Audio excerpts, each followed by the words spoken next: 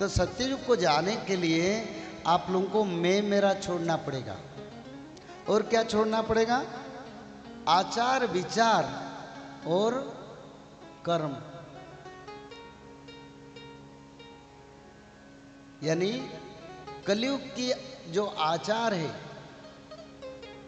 वो आचार है लोग रात को खाते हैं, सुबह देर में जागते हैं, स्नान करने की कोई नियम नहीं, वो नहीं चलेगा। सत्ययुग में सूर्य उदय के समय हमको भोजन करना चाहिए। सूर्य अस्त के साथ भोजन चूल्हा बंद हो जाएगा। क्यों? ना वो समय भूत प्रेत बेला है। कौन सा समय? सूर्य अस्त के बाद भूत प्रेत जागृत होते हैं, उनका समय रात 1 तक।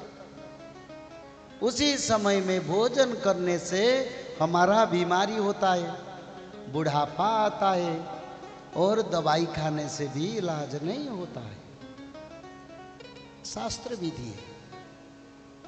आप एक दिन कोई भी लोग सूर्यास्त से सूर्य उदय के बीच में 3 बार भोजन करो, देखो शरीर कितना हल्का लगेगा।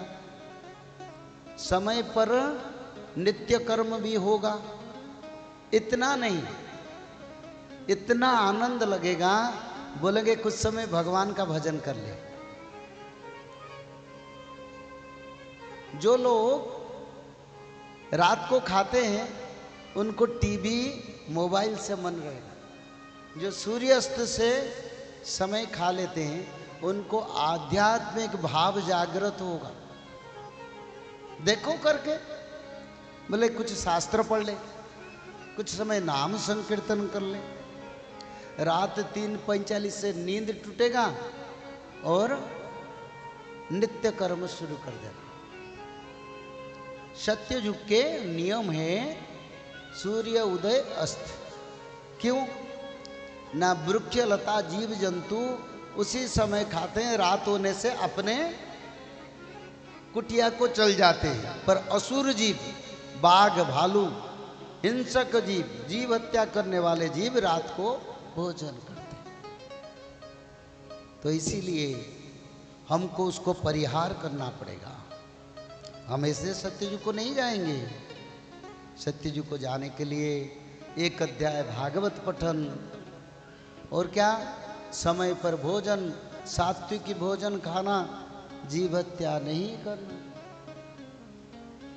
आचार और विचार, मैं मेरा छोड़ना, सात्विक भोजन, जीव हत्या जनित। आप लोग सब कोई नॉनवेज लोग हैं तो हाथ उठाओ। नॉनवेज खाने वाले जो जीव जंतु को खाते हैं, कोई है? कोई है तो हाथ उठाओ। अरे उठाओ, पाप चल जाएगा। अगर है ना ये सत्संग में, वो पाप चल जाएगा।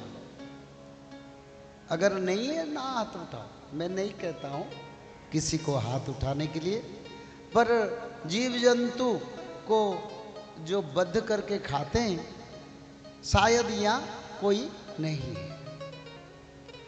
मैं तो ये धरती को प्रणाम करता हूं, ऐसे संतान को सृष्टि की। बार बार प्रणाम करूं तब भी कम है, तब भी कम है। और आप लोगों के साथ सत्संग करना ये मेरा भाग्य है, ताकि ऐसे पवित्र मनुष्य से मैं सत्संग कर रहा हूं जो जीवे दया और भगवान में विश्वास में है। विश्वास के कारण तो आप लोग आए हैं और जीव को दया करते हैं। बड़ा आनंद है। इसीलिए राजस्थान में लोग 100 साल तक जीते हैं। 80-90 साल के लोग चलते हैं रास्ते में, मैं देखा हूं। हाइट भी ज्यादा है और सभी लोग आध्यात्मिकवादी है। मैं सिरोही में कथा कर रहा था, कितने संख्या में लोग आते थे। यही तो भगवान का क्षेत्र है। ये रेत रेत में धर्म है।